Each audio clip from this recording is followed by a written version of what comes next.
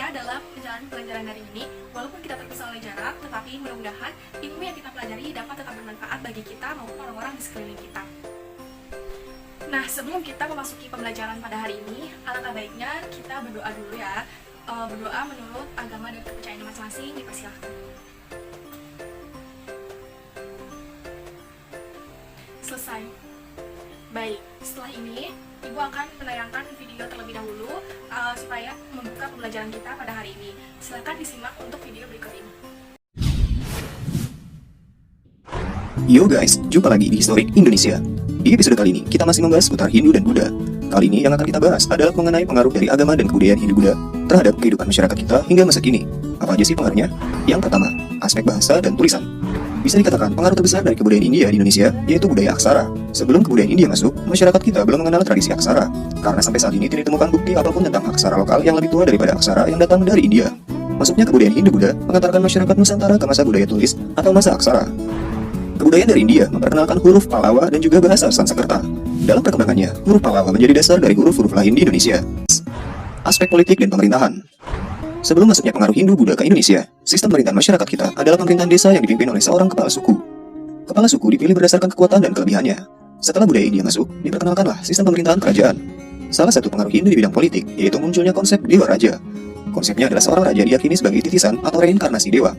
Konsep ini melegitimasi atau mengesahkan pemusatan kekuasaan pada raja. Aspek agama dan sosial. Sebelum pengaruh Hindu-Buddha masuk, masyarakat kita telah mengenal sistem kepercayaan animisme dan dinamisme, serta sejumlah kegiatan upacara yang terkait pemujaan terhadap roh nenek moyang. Masuknya pengaruh Hindu membuat masyarakat Indonesia mengenal dewa-dewi. Setiap dewa-dewi memiliki tempat dan perannya. Dalam kehidupan sosial, pengaruh kebudayaan Hindu yang nyata adalah dikenalnya sistem pelapisan sosial di dalam masyarakat, yang disebut sistem kasta. Meski demikian, sistem kasta yang berlaku di Indonesia tidak seketat di negeri asalnya yaitu India. Sementara agama Buddha tidak mengenal kasta. Aspek budaya dan tradisi. Pengaruh Hindu dan Buddha juga mempengaruhi aspek tradisi lokal masyarakat kita. Contoh tradisi yang masih ada sampai saat ini misalnya ada upacara ngaben yang dilakukan umat Hindu di Bali. Arsitektur bangunan. Pengaruh masuknya kebudayaan Hindu-Buddha di Indonesia di bidang arsitektur bangunan adalah munculnya bangunan-bangunan berupa candi. Candi yang ditemukan di Indonesia pada umumnya adalah perwujudan dari akulturasi atau percampuran dua budaya Nusantara dan budaya India. Pola dasar dari candi-candi di Indonesia yaitu berasal dari bangunan punden berundak yang mulai berkembang pada masa megalitikum. Kalian bisa melihat, candi-candi di Indonesia pada umumnya memiliki tingkatan, yaitu bagian dasar atau bawah bangunannya lebih besar hingga mengkerucut lebih kecil pada tingkat atasnya. Candi-candi bercorak Hindu umumnya berfungsi sebagai makam para raja. Abu jenazah para raja atau keluarga kerajaan dimakamkan di candi, sementara candi Buddha berfungsi sebagai tempat ibadah. Seni rupa dan seni ukir. Masuknya pengaruh India juga membawa perkembangan dalam bidang seni rupa, seni pahat, dan seni ukir. Hal ini dapat dilihat pada relief atau seni ukir yang dipahatkan pada bagian dinding-dinding candi. Sistem kalender. Sistem penanggalan atau kalender Hindu-Buddha turut berpengaruh terhadap kebudayaan Indonesia, yaitu digunakannya kalender dari India bernama kalender Saka. Tahun Saka dimulai tahun 78 Masehi. Penggunaan kalender Saka ditemukan dalam prasasti Talang Tuo. Perhitungan tahun Saka sampai saat ini masih digunakan oleh masyarakat Bali yang beragama Hindu. Perhitungan ini digunakan untuk menentukan hari dari sejumlah kegiatan upacara keagamaan yang mereka anut. Nah, setelah kalian menonton video yang tadi Ibu tayangkan, Ibu mau kalian memberikan pendapat terkait dengan video yang kalian tonton ini dan berikan pendapat kalian di kolom komentar ya. Nanti akan Ibu baca satu-satu dan apabila kalian dapat memberikan pendapatnya tentang video tadi, akan ada poin tambahan untuk pembelajaran hari ini. Nah, selanjutnya Ibu akan mengingatkan ya untuk anak-anak dapat mengisi daftar hadir pada link Google Form yang telah Ibu cantumkan pada link deskripsi. Silahkan diklik dan diisi. Untuk batas pengisiannya ini sampai akhir jam mata pelajaran ini ya.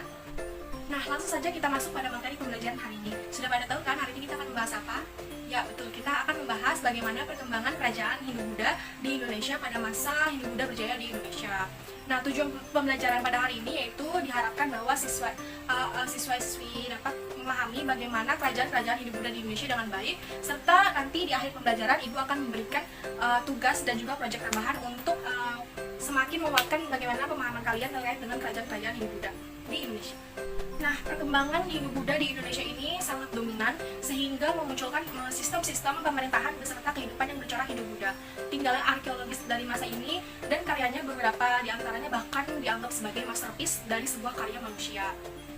Pada masa ini juga berkembang begitu banyak kerajaan-kerajaan yang bercorak Hindu-Buddha. Pada pembelajaran hari ini kita akan mempelajari kerajaan-kerajaan yang bercorak Hindu-Buddha yang berjaya pada masanya.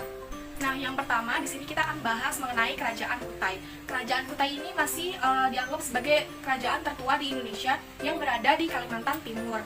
Penemuan kerajaan ini yaitu berupa prasasti Tujuh Buah Yupa, yaitu tugu peringatan bagi sebuah upacara kurban. Prasasti ini berbentuk huruf Pallawa yang menurut bentuk dan jenisnya ini berasal dari abad ke-4 Masehi. Sedangkan bahasanya adalah bahasa Sanskerta yang tersusun dalam bentuk syair.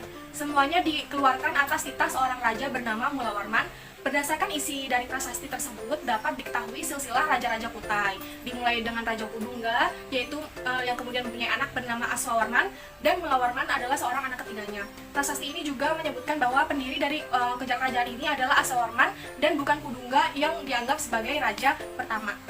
Nah, selanjutnya ada Kerajaan Tarumanegara. Kerajaan Tarumanegara ini diperkirakan berdiri bersamaan dengan Kerajaan Kutai, yaitu sekitar abad ke-5 Masehi, yang berlokasi di Jawa Barat dengan rajanya bernama Purnawarman. Keberadaan Kerajaan Tarumanegara ini diketahui melalui 7 buah prasasti yang ditemukan di daerah Bogor, Jawa Barat, Jakarta, dan juga Banten. Prasasti tersebut adalah Prasasti Ciaruten, Prasasti Jambu, Prasasti Kebon Kopi, Prasasti Tugu, Prasasti Pasir Awi, Muara Cianten, dan Lebak. Prasasti ini ditulis dengan huruf Pallawa dan bahasa Sanskerta yang diubah dalam bentuk syair. Nah, selanjutnya kita akan membahas mengenai Kerajaan Sriwijaya. Kerajaan Sriwijaya ini merupakan sebuah kerajaan di Sumatera yang telah dikenal sejak abad ke-7 Masehi. Bukti keberadaan Kerajaan Sriwijaya ini yaitu berupa 6 prasasti yang ditemukan tersebar di wilayah Sumatera Selatan dan juga Pulau Bangka. Prasasti tertua ditemukan di Kedukan Bukit di Palembang dan berhuruf Pallawa serta berbahasa Melayu kuno. Lalu Kerajaan Sriwijaya ini terletak di antara lintasan pelayaran perdagangan antara Asia Timur dan juga Asia Selatan. Pusat pemerintahan Kerajaan Sriwijaya ini berada di Palembang yang terletak di tepi Sungai Musi. Dengan letak yang strategis ini mendorong para pedagang untuk melakukan kegiatan perdagangannya. Selain itu, Sriwijaya juga menguasai 2 perairan laut penting dalam perdagangan Nusantara, yaitu Selat Malaka dan juga Selat Sunda. Selanjutnya yaitu ada Kerajaan Mataram. Kerajaan Mataram kuno atau juga sering disebut sebagai Kerajaan Mataram Hindu atau Kerajaan Medang merupakan kerajaan yang sebagai penerus dari kerajaan sebelumnya, yaitu Kerajaan Kalingga di Jawa yang diperkirakan eksis pada abad ke-8 hingga 10 Masehi. Sejarah kerajaan ini cukup panjang yang dimulai sejak abad ke-6 Masehi. Mataram kuno atau yang bercorak Hindu dan Buddha biasanya disebut sebagai pembeda dari Kerajaan Mataram Islam yang berdiri sekitar abad ke-16 Masehi.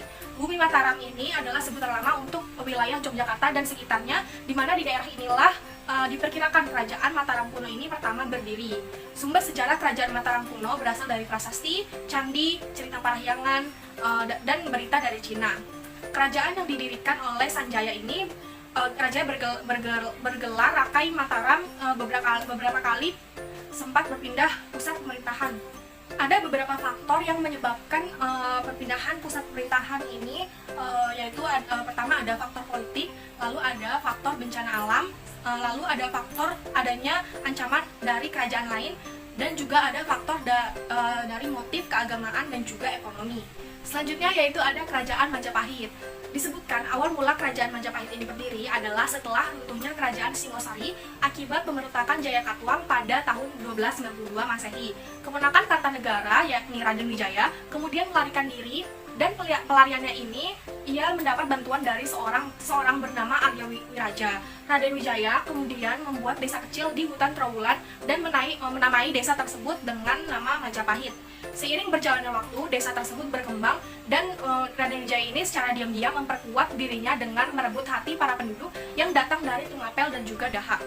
Penobatannya sebagai raja pada tanggal 15 bulan Kartika tahun 1215 atau 10 November 1293 merupakan cikal bakal lahirnya Kerajaan Majapahit. Sebagai seorang raja, Raden Wijaya memiliki gelar Kertarajasa Jaya Wardana. Nama Rajasa disematkan pada Raden Wijaya untuk menghormati pamannya, sang pendiri Kerajaan Singosari, yang sekaligus menghormati para leluhurnya di Singosari. Nah, pada masa Kerajaan Majapahit ini ada banyak karya sastra yang cukup terkenal. Di antaranya pertama yaitu ada kitab Negara Kertagama yang isinya menceritakan tentang bagaimana keadaan kota jajahan Kerajaan Majapahit pada masa pemerintahan Hyang Wuruk dan perjalanan kekuasaannya di tanah jajahan. Ini juga ditulis bagaimana silsilah penguasa Kerajaan Singosari dan Majapahit. Selanjutnya itu ada kitab Sukasoma. Yang ketiga yaitu ada kitab Arjuna Wijaya. Lalu selanjutnya yaitu ada kitab Pararaton. Lalu selanjutnya itu ada kitab Sorandakan. Lalu selanjutnya ada kitab Ranggalawa. Dan yang terakhir yaitu ada kitab Kusama Jawa. Nah, berikut merupakan materi yang dapat Ibu mereka terkait dengan perkembangan kerajaan-kerajaan Hindu-Buddha di Indonesia. Lalu setelahnya, jika anak-anak ada pertanyaan ataupun ada yang kurang dapat dipahami dari pemaparan materi pada hari ini, anak-anak boleh tulis pertanyaannya ataupun hal yang ingin diketahui lebih terkait dengan perkembangan kerajaan-kerajaan Hindu-Buddha di Indonesia ini di kolom komentar. Nanti pertanyaan itu akan kita bahas bersama-sama melalui grup WhatsApp kelas, dan semoga dapat menjadi bahan diskusi lanjutan untuk kita dapat memahami terkait dengan perkembangan kerajaan-kerajaan Hindu-Buddha di Indonesia. Setelah pembelajaran ini, Ibu akan memberikan tugas berupa soal-soal yang dapat kalian isi melalui link Google Form yang telah Ibu cantumkan pada link deskripsi. Silahkan kalian isi untuk menjadi kuis pada pertemuan kali ini. Lalu selanjutnya juga ada tugas proyek berupa pembuatan infografis dari kerajaan-kerajaan yang ada pada masa Hindu-Buddha di Indonesia. Silahkan kalian pilih dari kerajaan yang telah Ibu paparkan tadi dan buatlah dalam bentuk infografis dan dapat dikumpulkan pada ketua kelas kalian. Nah, tidak terasa ya telah selesai pembahasan materi untuk pertemuan kali ini. Terima kasih anak-anak yang telah menyimak. Tetap semangat dalam menjalani pembelajaran dari ini, dan tetap jaga kesehatan supaya kita dapat bertemu lagi pada pembelajaran tatap muka yang insya Allah semoga dapat terlaksana secepatnya. Sekian dari Ibu. Kurang lebihnya mohon maaf. Wassalamualaikum warahmatullahi wabarakatuh.